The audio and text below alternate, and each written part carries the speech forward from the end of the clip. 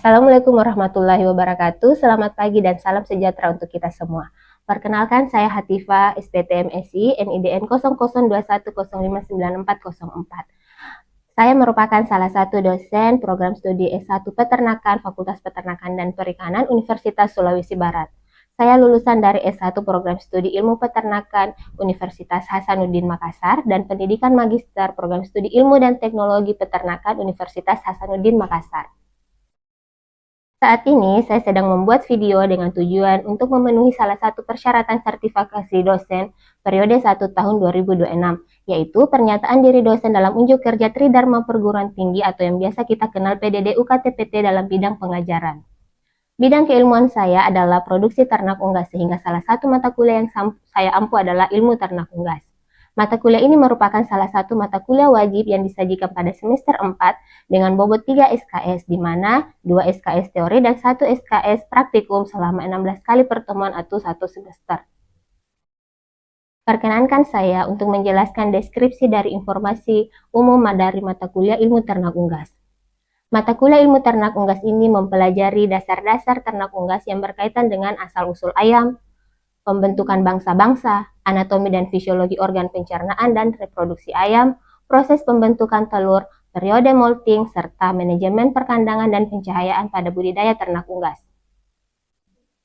Capaian pembelajaran mata kuliah atau CPMK ilmu ternak unggas antara lain yaitu 1. Mahasiswa mampu memahami, mengetahui, dan menjelaskan hubungan antara perunggasan dengan industri pertanian lainnya. 2. Mampu menjelaskan asal-usul bangsa dan strain ayam. 3. Mampu menggambarkan dan menjelaskan anatomi dan fisiologi dari beberapa organ tubuh unggas yang berkaitan dengan pakan, produksi, dan reproduksinya. 4. Mampu menganalisis periode molting serta menerapkan manajemen perkandangan dan pencahayaan pada budidaya ternak unggas. Selanjutnya, dari CPMK akan dijabarkan menjadi sub CPMK yang mendukung CPMK tersebut. Sub CPMK dibagi menjadi 9 bagian yang terisi. 1. Sejarah perunggasan dan teori pembentukan bangsa ayam. 2. Pengenalan tipe ternak dan metode pengukuran umur dan penilaian kesehatan ternak. 3. Klasifikasi kelas, bangsa, strain ayam dan terbentuknya galur murni. 4. Membedakan dan menjelaskan anatomi dan fisiologi organ pencernaan pada ternak unggas.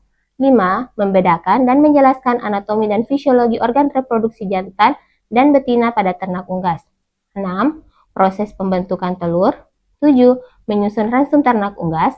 8. Menjelaskan manajemen pencahayaan pada budidaya ternak unggas. 9. Melakukan seleksi molting pada unggas dan persiapan manajemen perkandangan dan peralatan pada budidaya ternak unggas. Literatur utama yang saya gunakan berasal dari jurnal dan buku nasional maupun internasional. Yang pertama, Bahar dan Johnson tahun 91 dengan judul Reproduction in Domestic Animals. Edisi keempat, editor by Coops Academy. 2. Tri Yuwanta tahun 2003, buku dengan judul Dasar Ternak Unggas. Keluaran Fakultas Peternakan UGM Yogyakarta. Ketiga, Card dan Neesham tahun 1985 dengan judul Poultry Production edisi 8. Selain itu, terdapat literatur pendukung yang berasal dari artikel ilmiah yang pernah saya dan tim publikasikan.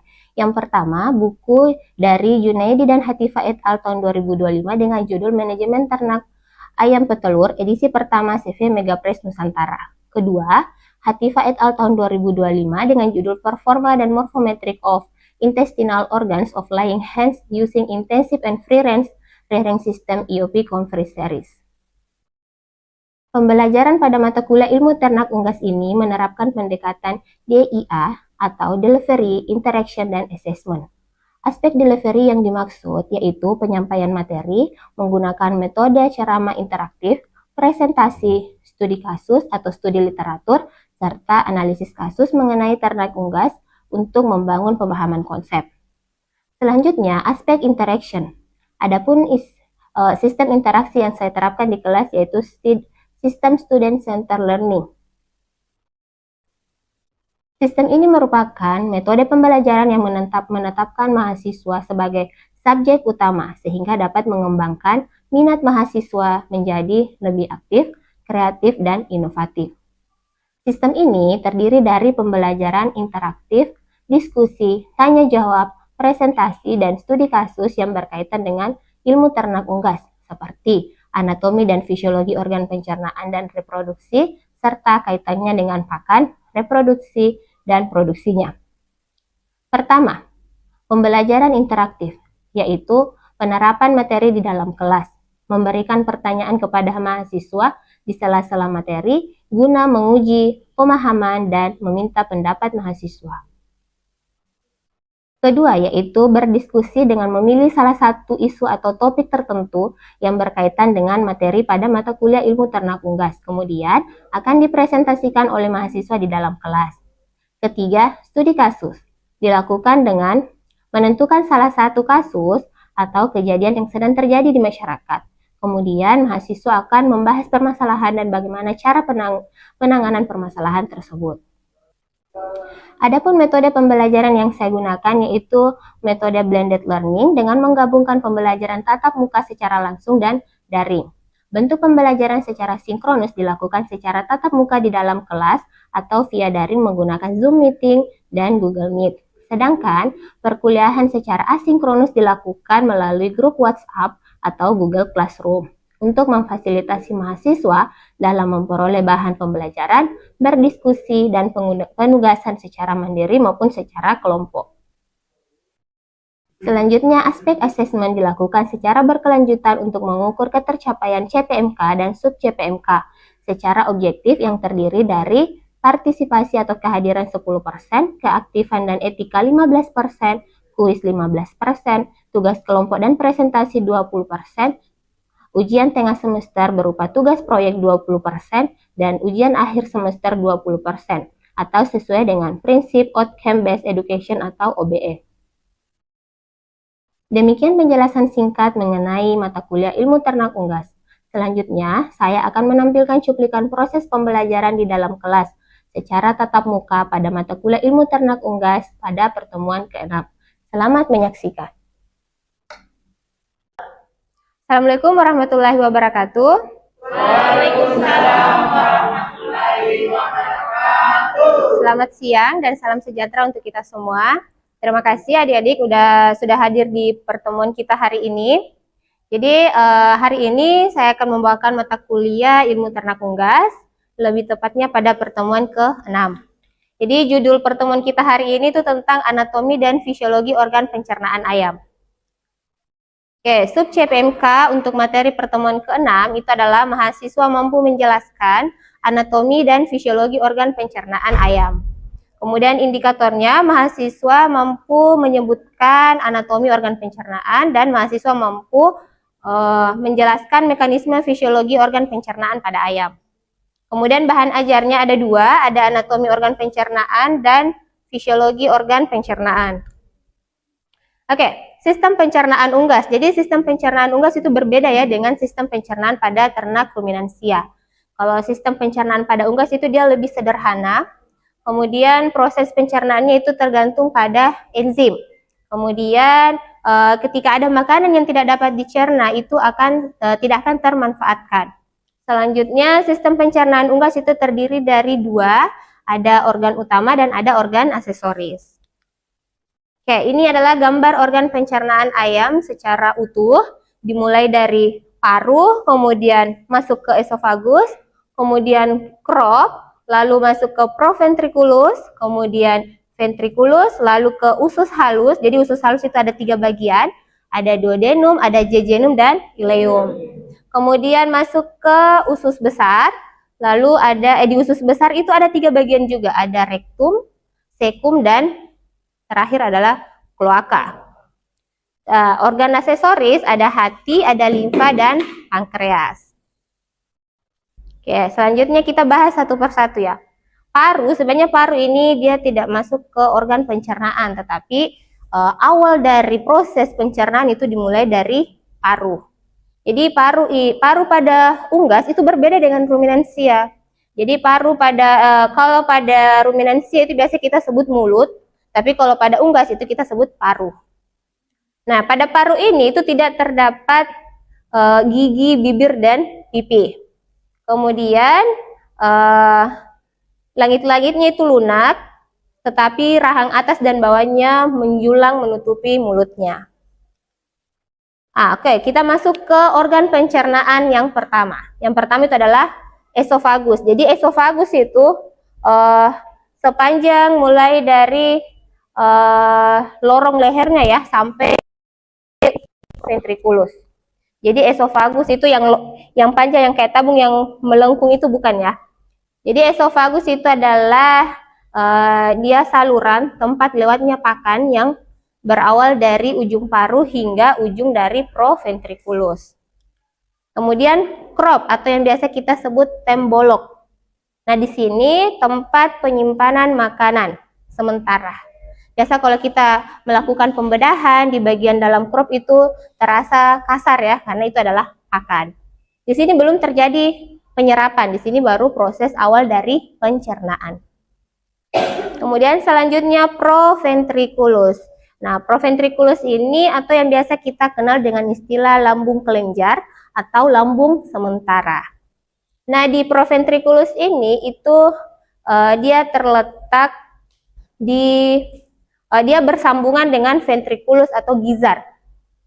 Nah, di proventriculus ini tempat terjadinya sekresi HCl dan pepsinogen. Nah, apa fungsi dari HCl dan pepsinogen ini? Dia menghasilkan enzim pepsin yang nantinya akan mencerna protein yang ada di pakan. Ya, selanjutnya ventriculus.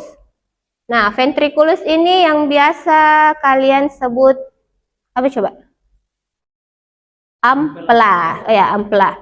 Ini bisa kita konsumsi. Sebenarnya ususnya bisa kita konsumsi. Tapi ini familiar untuk kita konsumsi. Nah, ventriculus ini atau bahasa lainnya gizar itu adalah lambung otot atau lambung sejati. Nah, di ventriculus ini tempat terjadinya proses pencernaan secara mekanik atau mekanis. Dia dibantu oleh kerikil-kerikil yang biasa kita sebut grid. Oke, selanjutnya usus halus. Nah, usus halus pada unggas itu ada 3 bagian. Yang pertama, duodenum. Nah, duodenum ini bisa kita lihat bentuknya itu dia berbentuk huruf U, di dalamnya itu terdapat pankreas. Oke, selanjutnya jejunum. Nah, jejunum itu bagian kedua dari usus halus setelah duodenum. Nah, jejunum ini adalah usus halus yang terpanjang di antara ketiga bagiannya. Batasnya itu adalah ada tonjolan, itu kalian lihat ya, ada tonjolan, itu adalah batas dari jejunum sebelum masuk ke ileum. Oke, selanjutnya adalah ileum. Nah, ileum ini adalah bagian terakhir dari usus halus. Nah, di ileum ini biasanya warna dan bentuknya itu sudah mulai mengecil, warnanya lebih bersih, karena di jejunum tadi itu sudah terjadi penyerapan pakan terbesar. Jadi diingat ya, penyerapan terbesar itu terjadi di bagian usus halus, lebih tepatnya di bagian jejunum. Oke, selanjutnya adalah usus besar. Nah, usus besar dia terbagi menjadi 3 bagian. Yang pertama seka atau sekum atau usus buntu. Kemudian rektum atau usus besar, dia bagian yang keras. Kemudian yang terakhir adalah kloaka. Kloaka ini sebenarnya dia bukan organ pencernaan inti, karena kloaka juga ada di organ reproduksi, karena dia adalah organ pengeluaran. Oke, usus buntu. Nah, usus buntu itu biasanya dia sepasang. Namanya buntu, tidak ada ujungnya, tidak ada pintunya. Nah, dia terdiri dari sepasang kantong buntu yang berisi bahan-bahan feses. Nah, di usus buntu ini masih terjadi proses fermentasi untuk menyerap sisa serat kasar yang belum terserap sebelumnya. Kemudian rektum. Nah, rektum ini bagian yang berotot atau bagian yang keras. Ini adalah saluran, dia yang paling pendek sebenarnya, paling sempit. Di sini saluran menuju kloaka. Kemudian yang terakhir adalah kloaka. Nah, di kloaka ini pada unggas itu saluran untuk mengeluarkan feses, urin, telur ataupun sperma itu di satu lubang yang sama. Hanya saja ada selaput atau jaringan yang membatasi antara ketiga saluran tersebut. Jadi di kloaka itu dia masuk di organ pencernaan, dia masuk di organ reproduksi, dan dia juga masuk di organ pengeluaran. Oke, lanjut. Organ aksesoris ada 3 tadi yang saya sebutkan. Ada pankreas, ada limfa, dan ada hati. Oke, pankreas tadi letaknya di mana? Ya, oke, di antara duodenum. Kemudian limfa ini biasanya ada di percabangan antara ventriculus dan hati.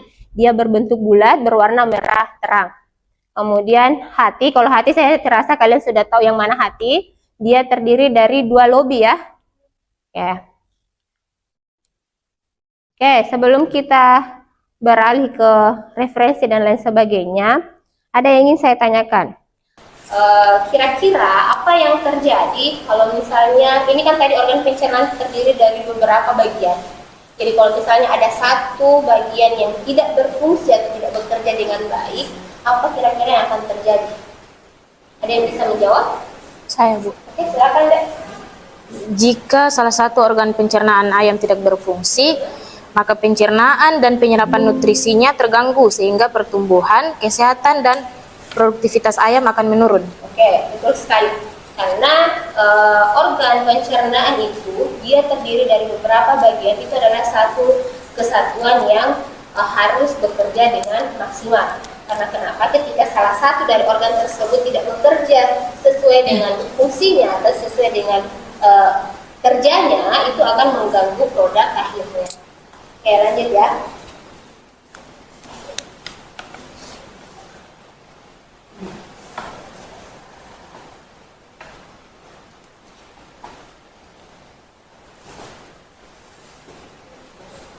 Oke, selanjutnya kita perhatikan referensi. Jadi ada beberapa referensi yang menjadi patokan utama dalam mata kuliah ilmu ternak beras.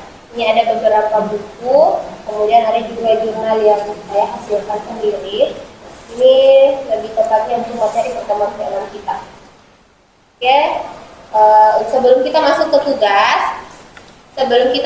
tugas, ada yang ingin bertanya? Saya, Bu. Oke, silakan deh. Apa kaitannya antara kinerja organ pencernaan ayam dengan produktivitas ayam?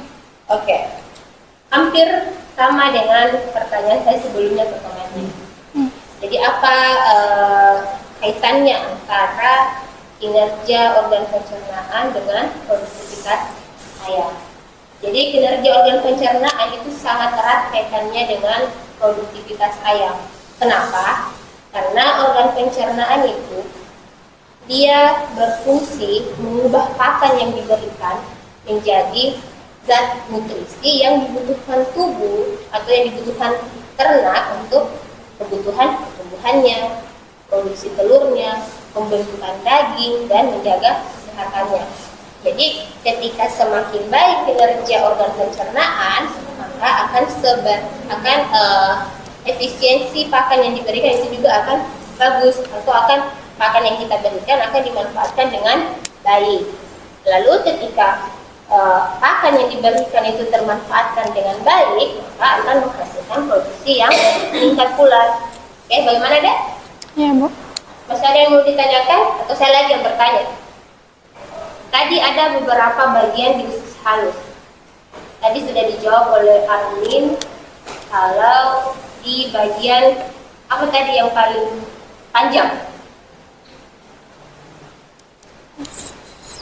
Paling panjang ada 3 kan? Ya, Armin kayaknya tahu jawabannya. Ya, oke. Jadi di usus halus itu ada 3 bagian tadi, ada duodenum, jejunum, dan ileum. Bagian yang terpanjang itu adalah jejunum, dan bagian yang paling banyak penyerapan pakan itu terjadi di jejunum juga. Kenapa? Karena di bagian jejunum itu terdapat villi yang menyerap pakan atau nutrisi yang diberikan. Oke, masih ada lagi yang ingin ditanyakan atau saya lagi yang bertanya misalnya? Oh ya, satu lagi pertanyaan saya. Kalau misalnya usus buntu tadi apa fungsinya? penyerapan serat. Oke, Philip. Jadi di usus buntu itu bukan hanya tempat penyimpanan feses sebelum dikeluarkan melalui kloaka, tetapi di usus buntu itu juga tempat penyerapan serat. Makanya kalau kita melakukan pembedahan di bagian usus buntu itu biasanya terdapat, tapi kita belum bisa bilang feses ya, kalau di usus buntu itu masih bagian dari nutrisi yang ada di pakan. Karena di usus buntu masih terjadi penyerapan serat. Jadi unggas itu walaupun dia kebutuhan seratnya tidak lebih besar atau tidak sama dengan kebutuhan serat ruminansia, tetapi unggas juga tetap membutuhkan serat untuk pertumbuhannya. Oke, sebelum kita akhiri pertemuan hari ini ada tugas individu. Nanti silahkan dibuka linknya. Nanti di situ ada tugasnya. Itu tugasnya berupa gambar. Tolong dilengkapi sesuai dengan instruksi yang saya berikan di tugasnya. Oke, sekian dan terima kasih. Jangan lupa diisi absensi akadnya ya, karena itu menjadi bukti bahwa kalian hadir di pertemuan hari ini. Cukup sekian untuk pertemuan hari ini. Terima kasih. Saya akhiri. Wabillahi taufiq wal hidayah. Wassalamualaikum warahmatullahi wabarakatuh.